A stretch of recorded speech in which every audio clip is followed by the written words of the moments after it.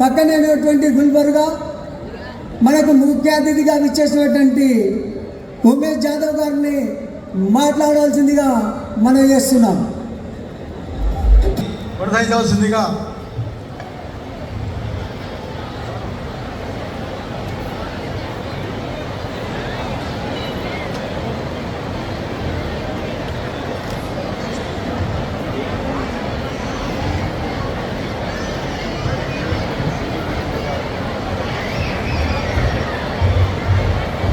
ఎడమ భాగంలో ఉన్నటువంటి కార్యకర్తలంతా కూడా భారత్ మాతా की జై శ్రీరామ్, జై శ్రీరామ్, జై సేవాలాల్.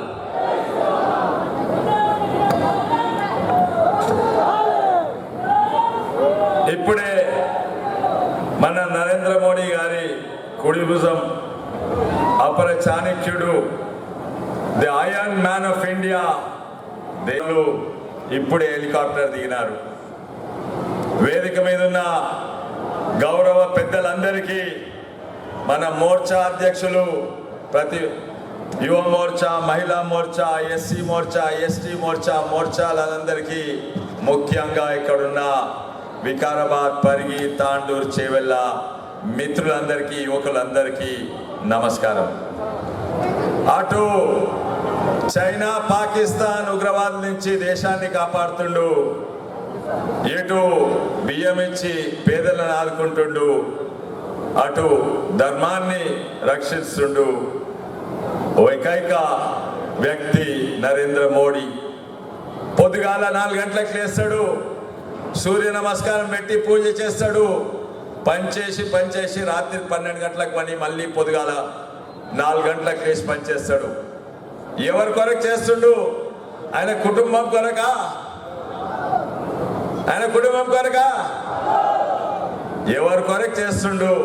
మన కొరకు చేస్తుండు. భారతీయ జనతా పార్టీ నాయకుడు, ప్రైమ్ మినిస్టర్ భారతీయుల కొరకు చేస్తుండు. ఆయనకు ఆస్తులు అవసరం లేదు. ఉన్న ప్రభుత్వాలు ధనిక రాష్ట్రం అని 7 లక్షల కోట్లు అప్పులు తీసుకొని కాళేశ్వరంలో కుంభకోణాలు కట్టించి దివాలా తీసిండ్రు, అప్పుల పాలు చేసిండ్రు. ఈరోజు పోయిన ప్రభుత్వము అప్పుల పాలు చేస్తే కొత్త అయిన చేతుల చిప్ప పెట్టుకుండ్రు. ఆ చిప్పలు ఏమి లేవు. ఇంతో అంతో మన రాష్ట్రం నడుస్తుంది, మన గ్రామాలలో ఇంతో అంతో వస్తుందంటే ప్రతి ఒక్కటి కూడా మన మోడీ గారి వల్లనే. 5 కేజీల బియ్యమైనా, రైతులకు మద్దతు ధర అయినా, లేకుంటే రైతులకు యూరియా బస్తాలైనా 2400-270 రూపాయలకు వచ్చే యూరియా బస్తాలైనా కూడా, లేకుంటే సర్పంచ్లను ఆదుకొని సర్పంచ్కి పైసలు ఇచ్చినైనా, రైతు వేదికలు కట్టించినైనా, లైట్ బుగ్గలు రోడ్లు కట్టించినైనా, ఆఖరికి శ్మశాన వాటిక కూడా ఆయన్నే కట్టించిండు.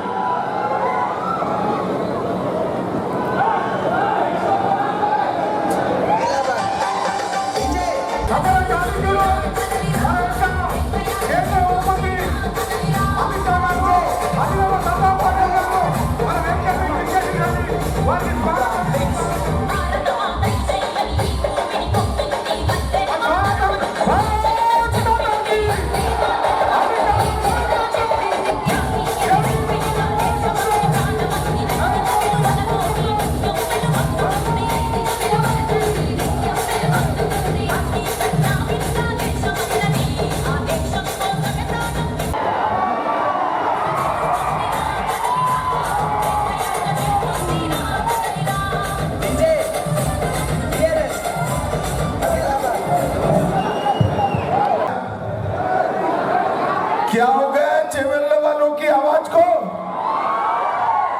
ऐसी मोदी जी को फिर से प्रधानमंत्री बनाना है या नहीं बनाना है? 400 पार करना है या नहीं करना है? कोंडा विश्वेश्वर रेड्डी को सांसद बनाना है या नहीं बनाना है? तो मेरे साथ दोनों हाथ उठाइए। ये दूर के पेंडाल में भी अंत तक सभी लोग हाथ उठाएं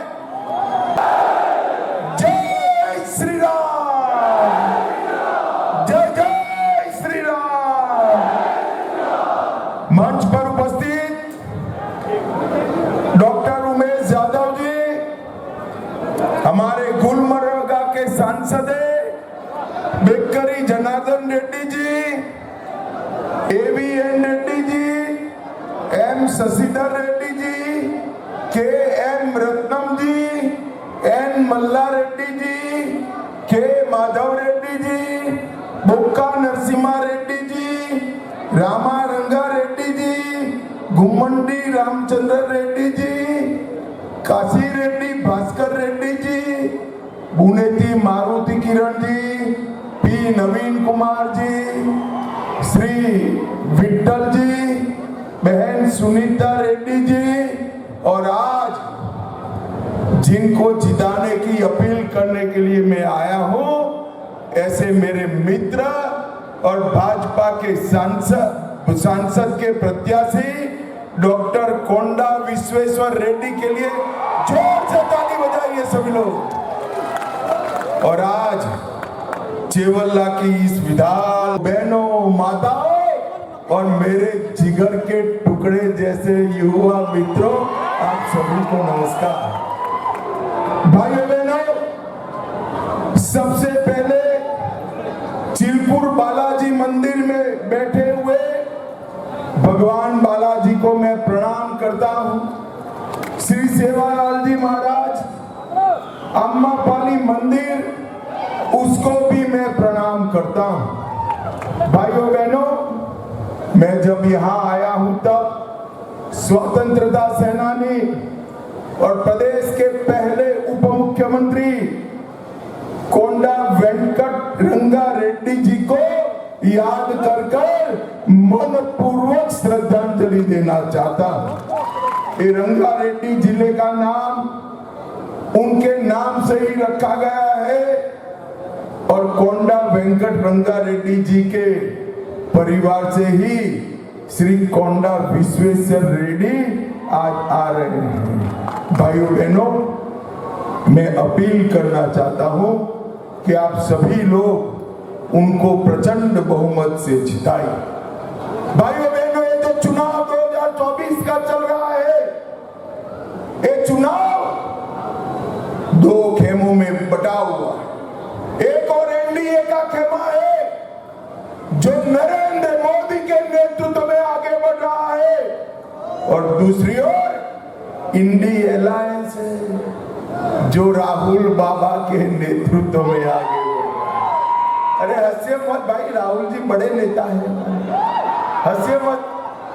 भाइयों बहनों, मगर ये दोनों गठबंधन किस प्रकार के, एक और 12 लाख करोड़ के घपले, घोटाले, भ्रष्टाचार करने वाली कांग्रेस पार्टी और उनके साथी, और दूसरी ओर 23 साल तक प्रधानमंत्री और मुख्यमंत्री रहने के बाद भी जिस पर 25 पैसे का भी आरोप नहीं है, ऐसे हमारे प्रधानमंत्री नरेंद्र मोदी जी।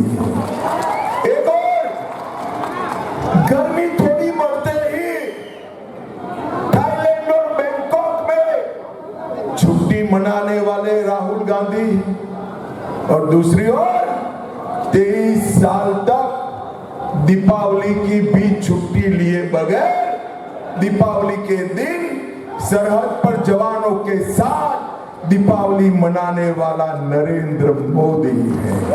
एक और चांदी की चम्मच के साथ जन्मे हुए राहुल बाबा है, और दूसरी ओर गरीब चाय बेचने वाले के घर में जन्मे हुए हमारे नेता नरेंद्र मोदी है। एक और तुष्टीकरण के आधार पर राजनीति करने वाला ये इंडी अलायंस है, तो दूसरी ओर देश के लिए जान देने की बात करने वाला भारतीय जनता पार्टी है। इन दोनों के बीच में आपको तय करना है। भाइयों बहनों, आज मैं आया हूं तब 1998 में आज के दिन ही भारत के प्रधानमंत्री भारत रत्न अटल बिहारी वाजपेयी जी ने पोखरण में न्यूक्लियर टेस्ट कंडक्ट कर भारत को न्यूक्लियर ताकत बनाने का काम किया था। और भाइयों बहनों, आज मैं यहां से रेवंत रेड्डी और राहुल बाबा को पूछना चाहता हूं, सर्जिकल स्ट्राइक और एयर स्ट्राइक करने में आप में हिम्मत नहीं है, वो तो हम समझ रहे हैं, मगर ये रेवंत रेड्डी कहते हैं सर्जिकल स्ट्राइक और एयर स्ट्राइक कर कर क्या किया, कौवा भी मारा। अरे रेवंत रेड्डी, दिमाग कहां रख कर आए हो? इटली रख कर आए हो क्या? जब इस देश पर पाकिस्तान के आतंकवादियों ने हमला किया, इस देश के प्रधानमंत्री नरेंद्र मोदी ने 10 ही दिन में सर्जिकल स्ट्राइक और एयर स्ट्राइक कर पाकिस्तान के घर में घुसकर आतंकवादियों का सफाया करने का काम किया। और आप कर तो नहीं सकते, मगर उसका मजाक उड़ा रहे हो। रेवंत गारो, कौवे छोड़िए, कौवे से भी ज्यादा खतरनाक आतंकवादियों का सफाया करने का काम नरेंद्र मोदी जी ने किया है। भाइयों बहनों, कांग्रेस पार्टी के एक नेता मणिशंकर अय्यर कहते हैं पाकिस्तान के साथ, पाकिस्तान के पास एटम बम है, पाक ऑक्यूपाई कश्मीर की बात मत करो। ये फारूक अब्दुल्ला कहते हैं, जो इंडिया अलायंस के नेता है, पाकिस्तान के पास एटम बम है, उसका सम्मान करो। भाइयों बहनों, मैं आज राहुल गांधी को सीधा पूछना चाहता हूं, क्या उनके पास एटम बम है तो क्या पाक ऑक्यूपाई कश्मीर पीओके उनको दे देंगे? राहुल बाबा, जब तक भाजपा है ये हो नहीं सकता। पाक ऑक्यूपाई कश्मीर भारत का है और वो हम लेके रहेंगे। भाइयों बहनों, इनको शर्म नहीं आती? एटम बम के डर से पाक ऑक्यूपाई कश्मीर का हमारा राइट छोड़ना चाहते हैं। मगर आप चिंता मत करिए, मोदी जी फिर से प्रधानमंत्री बनने वाले हैं।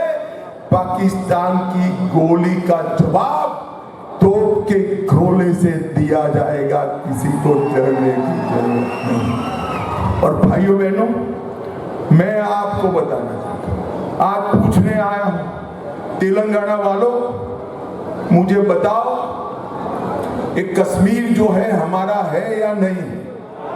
अरे जोर से बोलो, है या नहीं है? ये कह रहे हैं, राहुल बाबा कह रहे हैं, खड़गे भी कह रहे हैं, तेलंगाना वाले और कश्मीर का क्या लेन देन है? अरे खड़गे साहब, आप 80 पार कर गए, तेलंगाना वालों को जान नहीं पाए। ये हमारे तेलंगाना के युवा कश्मीर के लिए अपनी जान दे सकते हैं, जान दे सकते। 70 साल से एक कांग्रेस पार्टी कश्मीर में धारा 370 को बनाए रखी थी, एक अनौरत संतान की तरह अपनी गोदी में बैठा है। मोदी जी को आपने दूसरी बार प्रधानमंत्री बनाया, मोदी जी ने धारा 370 को 5 अगस्त 2019 को समाप्त कर दिया।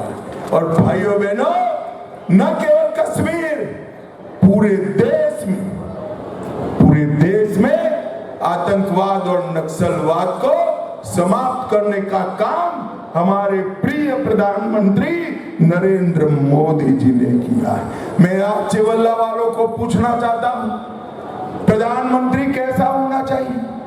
370 को संभालने वाला, आतंकवादियों को संभालने वाला या खत्म करने वाला?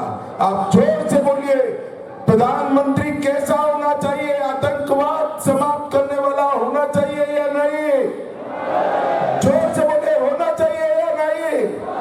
भाइयों बहनों, एक कांग्रेस पार्टी तुष्टीकरण के कारण आतंकवाद समाप्त करने का काम हमारे नेता नरेंद्र मोदी ने किया। चेवल्ला वालों, मुझे सच सच बताना, मन से बताना, अयोध्या में राम मंदिर बनना चाहिए या नहीं बनना चाहिए? जोर से बोलो, बनना चाहिए या नहीं बनना चाहिए? 70 साल तक कांग्रेस पार्टी राम मंदिर के मुद्दे को अटकाती रही, लटकाती रही, भटकाती रही। मोदी जी को आपने दूसरी बार प्रधानमंत्री बनाया। मोदी जी ने एक 5 साल में ही केस भी जीता, भूमि पूजन भी किया और 22 जनवरी को प्राण प्रतिष्ठा कर जय श्री राम। भाइयों बहनों, कांग्रेस पार्टी के नेताओं को, खड़गे जी को, राहुल बाबा को, प्रियंका को प्राण प्रतिष्ठा का निमंत्रण भेजा, मगर वो नहीं गए। क्यों नहीं गए चेवल्ला वालों, मालूम है आपको? क्यों नहीं गए? नहीं है ना मालूम? मैं बताता हूं। वो अपनी वोट बैंक से डरते हैं, अपनी वोट बैंक से। उनकी वोट बैंक कौन है मालूम है ना? मालूम है या नहीं है? अरे जोर से बोलो, है या नहीं है? मजलिस की और उनकी वोट बैंक एक है। अरे राहुल बाबा, रेवंत गारो, आप डरते रहिए वो वोट बैंक से, हम नहीं डरते हैं।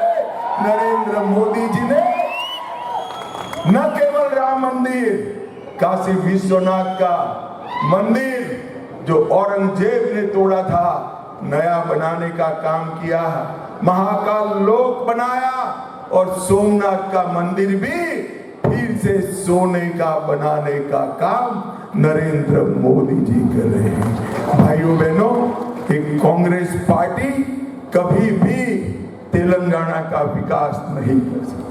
बीआरएस और कांग्रेस पार्टी दोनों एक ही थैले के चट्टे पट्टे। मैं आज आपको कहना चाहता हूं, आपके माध्यम से, हजारों की संख्या के माध्यम से तेलंगाना की जनता को कहना चाहता हूं, अगर कांग्रेस को हटाना चाहते हो तो बीआरएस नहीं हटा सकती। कांग्रेस को और मजलिस को केवल और केवल भारतीय जनता पार्टी हटा सकती है।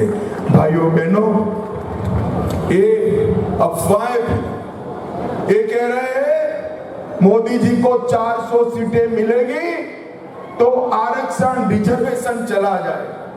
अरे भाई रेवंत गारू, काहे को झूठ बोल रहे हो? मोदी जी के पास इस देश की जनता ने 10 साल से पूर्ण बहुमत दिया है।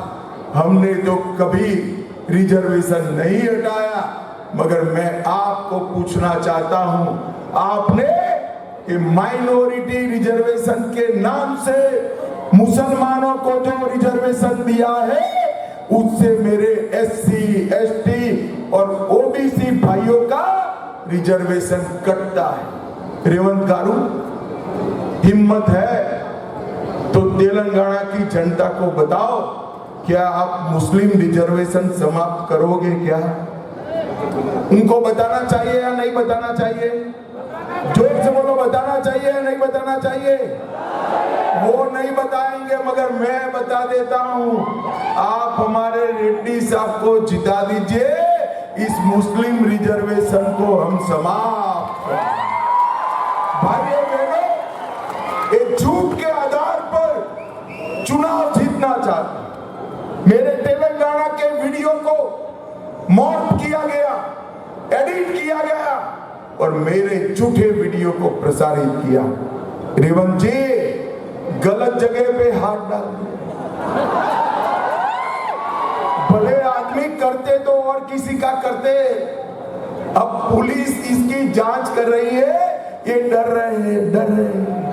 भाइयों बहनों, झूठ के आधार पर एक चुनाव जीतने वाले लोग, जब तेलंगाना का सर्जन हुआ, तेलंगाना रेवेन्यू सरप्लस स्टेट था, बीआरएस और फिर कांग्रेस पार्टी इस तेलंगाना को 80,000 करोड़ सालाना चुकाना पड़े, मतलब 16 लाख करोड़ का ऋण करने का काम इन्होंने किया है। जो तेलंगाना राज्य सरप्लस था, इसमें 16 लाख करोड़ का डेट बना दिया।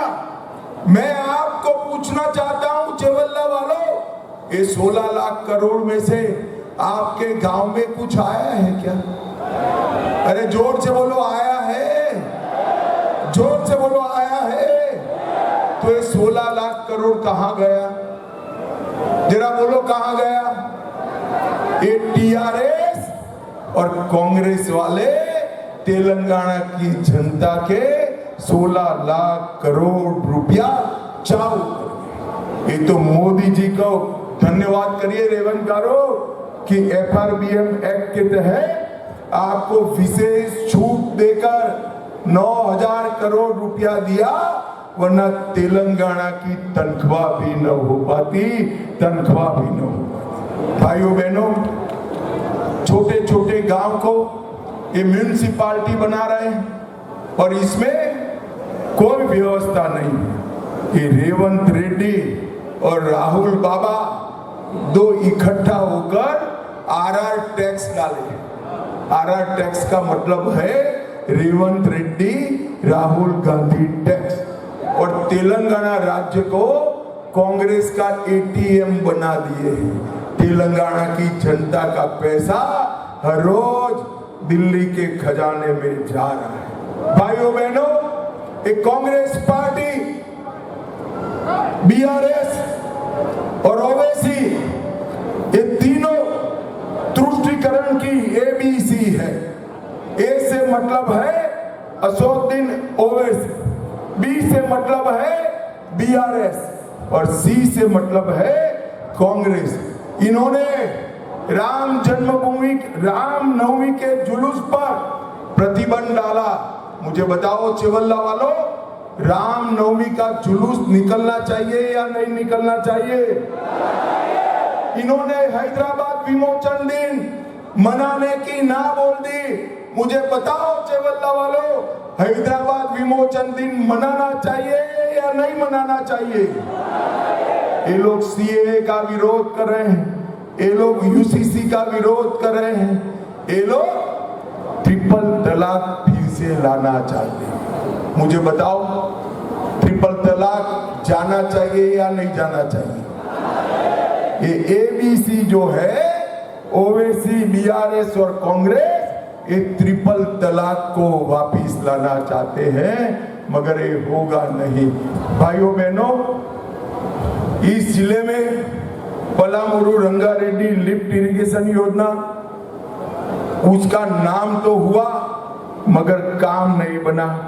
डिजाइन में कई खामियां रही, कॉन्ट्रैक्टर सेंट्रिक डिजाइन बनाई, किसान सेंट्रिक डिजाइन नहीं बनाई, और कालेश्वरम की जैसे ये भी भ्रष्टाचार का अड्डा बन गया। भाइयों बहनों, तेलंगाना में माड़ीगा समाज के मेरे जो भाई है, उनको रिजर्वेशन में बड़ा अन्याय होता है। मैं आज कहकर जाता हूं, माड़ीगा समाज के भाइयों को माला को अन्याय करे बगैर माड़ीगा को आरक्षण का न्याय मिले, ये भारतीय जनता पार्टी सुनिश्चित करेगी। भाइयों बहनों, तेलंगाना में इंफ्रास्ट्रक्चर के विकास के लिए 10 वर्ष में मोदी जी ने 2500 किलोमीटर नेशनल हाईवे बनाए, रीजनल रिंग रोड 20,000 करोड़ की लागत से 350 किलोमीटर लंबा रीजनल रिंग रोड बनाया। हैदराबाद का इससे और अपने जिले का भी इससे बड़ा विकास होने वाला है। 1100 करोड़ का मल्टी मॉडल ट्रांसपोर्ट फेज 2 का काम, सबसे ज्यादा फायदा यह जिले को होने वाला है। 4 वंदे भारत ट्रेन चालू करी, 26,000 करोड़ की रेलवे की परियोजना फाइनल कर दी। 1,000 करोड़ से सिकंदराबाद और चेरल्लापल्ली 2 रेलवे स्टेशन नए बनाने के काम नरेंद्र मोदी कर रहे हैं और 400 करोड़ से और 39 रेलवे स्टेशन बन रहे हैं। इसमें चिवल्ला के सारे रेलवे स्टेशन का समावेश होता है भाइयों बहनों, समावेश होता है। तेलंगाना में बीबी नगर में एम्स की स्थापना की, स्मार्ट सिटी मिशन में 200 करोड़ करा, 31 लाख लोगों को शौचालय देने का काम किया, 2,20,000 लोगों को घर देने का काम किया और सारे गरीबों को 5 किलो अनाज फ्री ऑफ कॉस्ट देने का काम नरेंद्र मोदी जी ने किया।